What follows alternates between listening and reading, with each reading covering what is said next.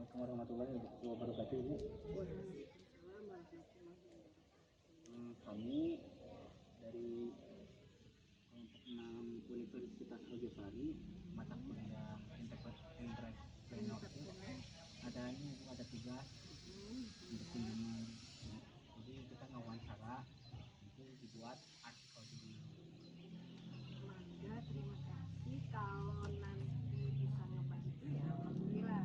Kalau tidak bisa membantu, adanya ya yang mampu dijawab, yang mampu. sebelumnya. Perkenalkan, nama saya Puja Maulana Mutakin. Ini bisa langsung mulai dulu. Kalau untuk itu, Ibu, berapa modal awal yang dibutuhkan gitu, Ibu, untuk memulai usaha batik di sini? Dan itu dari kantong sendiri atau ada bantuan? Itu mah berarti permulaan ya. Jadi kami belum mengeluarkan kocek sendiri. Kami adalah bentuk tanggung jawab dari UMKM yang sudah membiayai kegiatan di Kelurahan Cigadung. Jadi di Kelurahan Cigadung itu ada pelatihan ya 2012, 2016, 2018 ada pelatihan membatik yang diadakan oleh UMKM. Nah, dari membatik itu setiap kelompok pembatik dikasih modal berupa alat-alat dan bahan seharga 23 juta. Nah, oleh itu karena kami belajar membatik cuma 2 minggu. Kalau 2 minggu apa sih? Akhirnya kami setelah mendapat ilmunya narasumber Haji Komar, modal dari UMKM dari pemerintah, maka kami membentuklah komunitas kampung batik Cigadung dengan modal dari UMKM. Awal enggak per RW.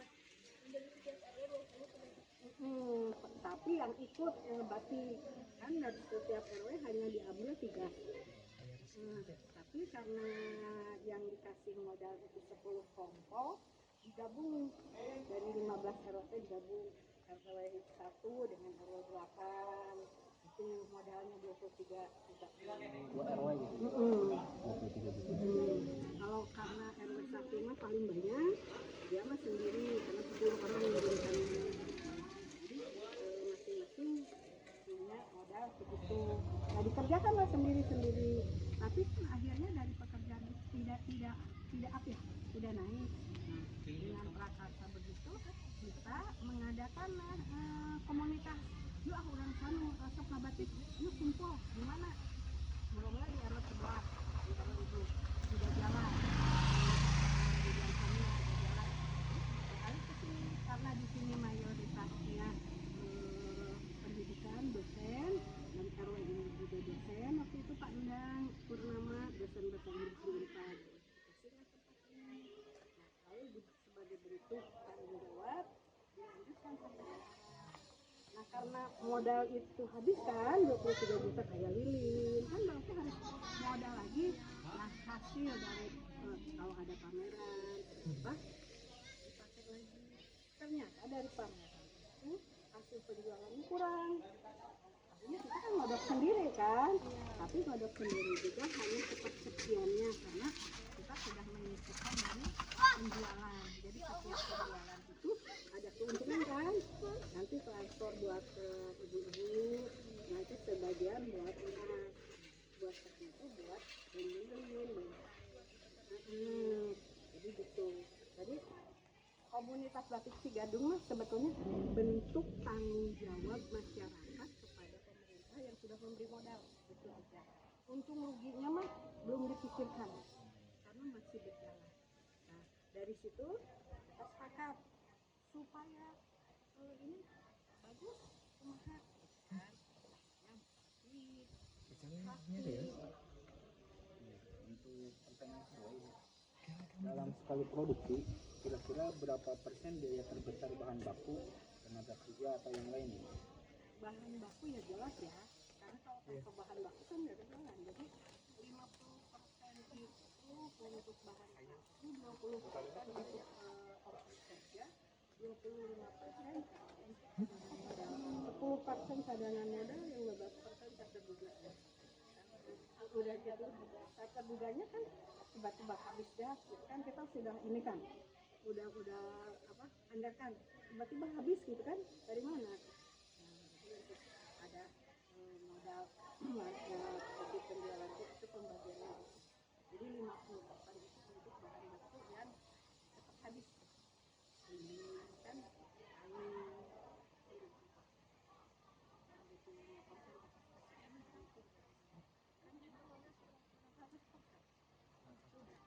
ongkos kerja Bahan baku itu 50% gitu, tenaga kerja 25%.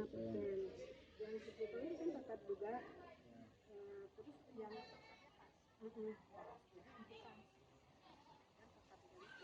karena kan kalau kita udah punya bahan baku kan sebetulnya kas untuk apa? Kan untuk yang kalau ada apa-apa ya kita persediaan. untuk pertanyaan harga bahan baku seperti kain, malam, dan pewarna dan sebagainya itu cukup berpengaruh ke harga jual ya. Oh iya, ya iya. Sekarang aja dulu harga ini roti sekilo itu 40.000, sekarang udah 80.000. 1 kilo ini itu hanya bisa untuk produksi 8 kali, 2/2 meter. Itu juga cepet, bukan kalau tulis itu bisa satu kain itu 1/2 kilo. Bukan banyak gitu. Kalau ini cap itu satu itu bisa 8/2 meter. Jadi 8 kilo. Tapi naik ya.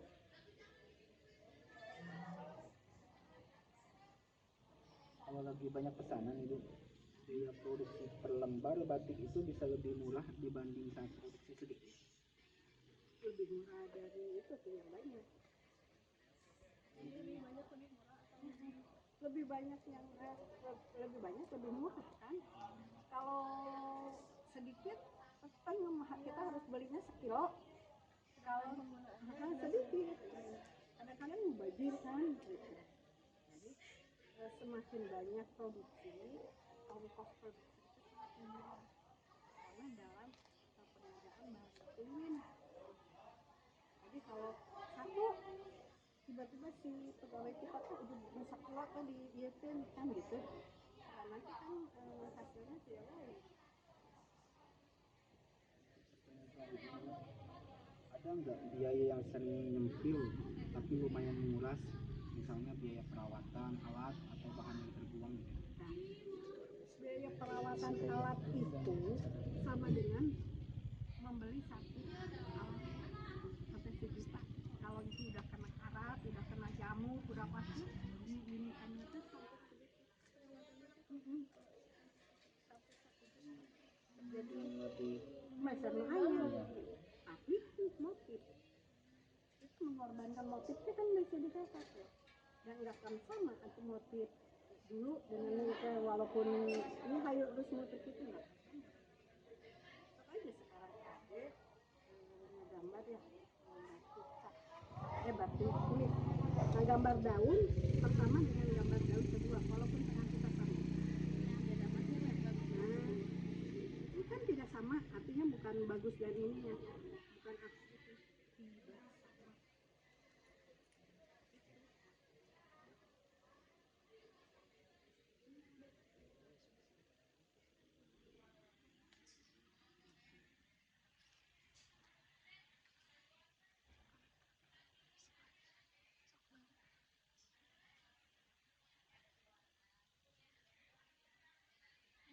Pertanyaan selanjutnya, harga jual batik di sini ditetapkan gimana itu? Ada hitungan biaya plus margin atau lebih ke feeling pasar? Tapi ditetapkan dulu daripada apa modal plus keuntungannya marginnya berapa gitu kan. Tapi ketika kita masuk ke pasca pasarnya di mana, tepatnya di mana, terus di sebelah misalnya ini kalau pameran batik itu kan semua pengrajin batik ya, di sana bisa menjual 2 juta satu. di kita motif seperti itu hampir sama bisa menjual 500, jadi disesuaikan dengan pasar. Tapi kita sudah punya patokan, seandainya nawar sampai 250 ya. Jadi kita udah punya patokan harga per 2 meter udah jadi itu yang itu 200 sampai 200. Nanti patokan untuk baca tulis dari 500 ke atas. Selanjutnya bedanya harga batik tulis dan printing di sini seberapa jauh dan konsumen paham perbedaannya gak itu? Makanya sering mengatakan mahal batik mah, kan batik tulis batik cap mah